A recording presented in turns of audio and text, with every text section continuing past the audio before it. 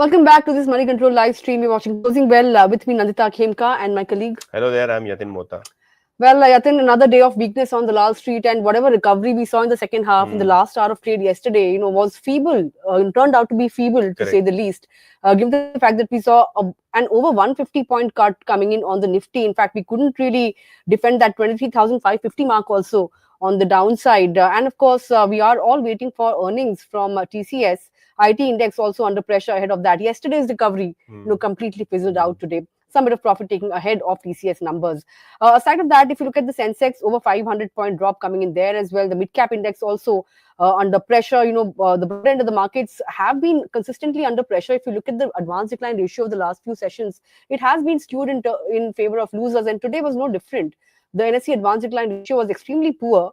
1:3. That was the NSE advanced decline ratio. But one thing we must say that domestic investors have kept the faith in the Indian markets, and that's evident in the kind of amphi data that came out. Equity mutual funds have seen is of over 15% on a month-on-month basis, and at over 41,000 crore rupees in the month of December. So yes, they have kept the faith, which is why we have although we have seen weakness, but despite FIS selling, domestic investors are buying or have emerged as buyers in the market. For the month of December, the SIP number was all-time high. Yeah. So that is the resilience of the Indian retail investor, that despite the market correction, we are looking at SIPs which were over, I think, 26,000 crores. If I'm not mistaken with the figure, I can't recall it, but it was approximately 26,000 crores in terms of SIPs that are being made only for the month of December. Yeah, okay. So then, aside of that, Yatin, let's talk about the sectoral movers as well. FMCG was the only pocket that was in the green today. Over 1% gain coming in there. CLSA's Vikash Jain was on CNBC TV 18, and he pointed out that it's an anti-consensus call, but they are bullish on staples. I think in a long time I have heard one analyst say that they are bullish on staples, given the kind of volume degrowth that some of these FMCG majors have been witnessing. But CLS pointed out that there has been slowdown in government capex both at the center as well as the state level, and that could be actually a trend, or that could be a hint of governments changing priorities, and they may focus on boosting consumption in the budget. Because of that, they have taken a call on consumer staples, and they say that they are bullish on the food-centric companies, which is why we saw the likes of Hindustan Unilever, Britannia, Nestle, all of them gaining in trade in a weak market. But Bajaj Auto was another stock that was doing well, top Nifty gainer on the back of an upgrade. Kotak Bank was also doing well today, and so was M&M. On the flip side, you had ONGC. That stock has been gaining quite a lot in the last two sessions. It gained 7%, but today came under profit taking. Shriram Finance was the other one that was under pressure. BPCL, Coal India, Tata Steel, and L&T, these were some of the stocks that bore the brunt of selling today. But Yatin, broader end of the markets, lots of stocks were in focus aside of the FMCG names. Chemical stocks were up and about. Chemical stocks, especially the refrigerant gas space, was buzzing. SRF and Navin Fluorine. We'll talk about that in a bit. But yes, 10-15% kind of gains coming in there. Stocks like Alkyne Lamine, NLC India, which is Navy Lignite, also did well. 4-5% gains coming in there. What was not doing well is Kalyan Jewellers. Despite a robust, quarterly update, we had the stock which moved, but soon that buying turned into profit taking. Today also the stock was down nearly 6.5%. To my surprise, Oil India also corrected nearly 6% in trade, and Philip Carbon Blacks, ASICS Logistics were the other stocks which were struggling in trade. But stocks like Vijaya Diagnostics, PTC Industries continue to garner limelight. Both of these stocks are at 52-week highs. And also the case with SRF and Navin Fluorine, both of these stocks at 52-week highs. But as I mentioned, we'll talk about these in detail. But Nandita, what is your stock focus list today? No points for guessing. Since we are waiting for TCS numbers, just thought we'll point out what one should be really watching out from the numbers. As I've pointed out regularly, that third quarter earnings for IT companies turn out to be a little weaker on the back of furloughs and lesser working days. But revenue growth is expected to be muted on that front because of furloughs as well as moderating contribution from the BSNL deal. These are some of the factors that would cap revenue growth for TCS. It is expected to be very flat. In rupee terms, revenue is seen down 0.06%. which is very flat but with a negative bias. So, and in terms of dollar revenues as well, you would see some bit of weakness. According to the CNBC poll, dollar revenues are expected to degrow 0.6% on a quarter-on-quarter basis, and the constant currency revenue is seen flat, 0.2% up. That's also according to the CNBC TV 18 poll. But margins could see some bit of an uptick. We've seen a couple of weak quarters when it comes to margin growth for TCS, but that could see some bit of recovery. A couple of factors or a slew of factors at play here. First of all, rupee fall, a depreciating rupee. We know that rupee has been hitting record lows consistently. That bodes well for IT. So that's one factor. Absence of wage hikes, because wage hikes was undertaken in the first quarter itself. So that is one tailwind, and the other being lack of BSNL deal related costs. So these are some of the factors that would aid margins. So margins could come to somewhere around 24.8% vis-a-vis 24.1% on a quarter-on-quarter basis. This is the average of 7 brokerages that we have taken.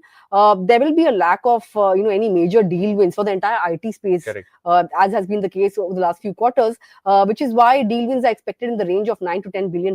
That's according to Kotak Institutional. And last quarter, the management itself had guided for $7 to $9 billion of quarterly deal wins. Aside of that, in terms of management commentary, what one should be watching out for should be the commentary around the discretionary spends by clients, and because that would really give us some color as to how the client budgets for the coming fiscal will really pan out. Deal wins, commentary on that as to how deals are shaping up. That's something to watch out for. Outlook on revenue growth. Now that we don't have the contribution from BSNL deal, where will revenue come from? That's something that will be watched out for from the management commentary. Also, demand trends in Europe and UK. Couple of healthcare related deals got cancelled last quarter. Healthcare and life sciences, especially from Europe and North America. So some commentary on that front as to how that sector is doing, because all the positive commentary that we've heard from the managements of IT companies have so far been only with respect to BFSI. So how are other sectors or other segments doing? That's something that one should be watching out for. Also, generative AI, how revenues from there are shaping up. So these are some of the factors to watch out for. Stock performance. Stock is up 8% in the last 1 year, but has underperformed, Infosys by a wide margin, because Infosys is up in excess of 25% in the last 1 year. And it has been consistently outperforming TCS as well. So yes, IT earnings, anytime now, TCS will declare numbers. So those are some of the factors that you'll be watching out for, and the stock, of course, will be reacting to it tomorrow morning. Absolutely, and along with TCS, the entire IT pack will be watched out for, because post TCS we also have the Infosys numbers which will come in. But today, clearly the stocks of the day were the chemical stocks, especially the refrigerant gas space stocks like Navin Fluorine as well as SRF. In fact, both of these stocks were up anywhere between 10 to 15%. The reason being that in the US, one of the largest gas distributors, which is iGas, they have said that R32 and R125, both these gas variants have seen a steep price increase of nearly 200%. And this is on the back of a supply disruption, which is impacting the overall prices. Also, given the fact that these refrigerant gases are used in air cooling, which is air conditioners, as well as refrigeration, the demand also has seen an unprecedented uptick. Equirus says that for every $1 per kg price increase, SRF's EBITDA for R32 will increase by 260 crores. For Navin Fluorine, this figure would be close to 77 crores. Given the fact that the prices are up 200%, which is almost $4 to $5, it would be interesting to see whether or not companies like SRF, Navin Fluorine would benefit from it, because it could be a temporary blip. Also, a lot of their capacity is already contracted. So for the medium to long term, if the prices were to sustain or were to bounce at these levels, probably companies like SRF and Navin Fluorine would benefit. Currently, SRF has a capacity of nearly 30,000 ton, and that for Navin Fluorine is close to 9,000 tons post expansion for R32, which is a refrigeration gas. Most importantly, brokerages are of the view that from here on, if there are a significant amount of recovery in the demand for refrigerant gases, then Indian companies will have an advantage because they are one of the leading exporters globally, especially to the US market. So watch out for this space. As I mentioned earlier, that both Navin Fluorine and SRF were hitting fresh 52-week highs in trade today. All right, chemical stocks there in focus. In fact, just looking at the 5-year returns of these two stocks, also they have given returns in excess of 250%. Yeah. Both these stocks, SRF and Naveen Fluorine. But on that note, the other stock on my list is once again an auto stock and a two-wheeler stock. Yesterday, of course, we spoke about how Jeffries has come out on a note with a note on autos, wherein they were particularly bullish on two-wheelers and they were expecting double-digit growth of 13% over FY25 to FY27. Today, CLSA has also come out with a note on Bajaj Auto in particular, wherein they have upgraded the stock to outperform, and the target price is at 9,493, which sees a 10% upside, a potential 10% upside from yesterday's close price. It has been upgraded to outperform from its previous rating of underperform. The stock has seen a steep correction. We've seen a 32% slump in stock prices of Bajaj Auto over the last 4 months. But that is actually one factor that led to an upgrade, because obviously valuations have come down, and of course the company has improved its e two wheeler franchise as well, with the launch of a cheaper version of Chetak, and these are some of the factors that have led to this upgrade by CLSA. CLSA has pointed out that the stock is now trading at a 21 times FY27 earnings versus long-term average of 19 times or thereabouts. Now, in December, Bajaj Auto's e-two-wheeler market share was at 25%. Which was driven by the launch of its cheaper version of Chetak. And the brokerage, in fact, is particularly impressed with the fact that the Bajaj Auto has managed to maintain margins at 20% despite having scaled up its e-two-wheeler operations. In fact, in December, Bajaj Auto and TVS both overtook Ola Electric in terms of e-two-wheeler sales as well. In fact, Bajaj Auto holding the pole position there. If you look at Bajaj, it has obviously been doing well in the premium segment, with its Triumph range, but it will continue to see rising competition in the executive segment. That is the mid-range products which are aimed at the salary or working class. And if you talk about Bajaj Auto, it already holds a pole position with the launch of its first CNG bike, the first CNG bike which it rolled out back in July. So volumes there have been improving. In fact, peers like TVS have also been looking to jump the bandwagon, but experts have pointed out that it will take a couple of years for that to happen, given the complexity of the product.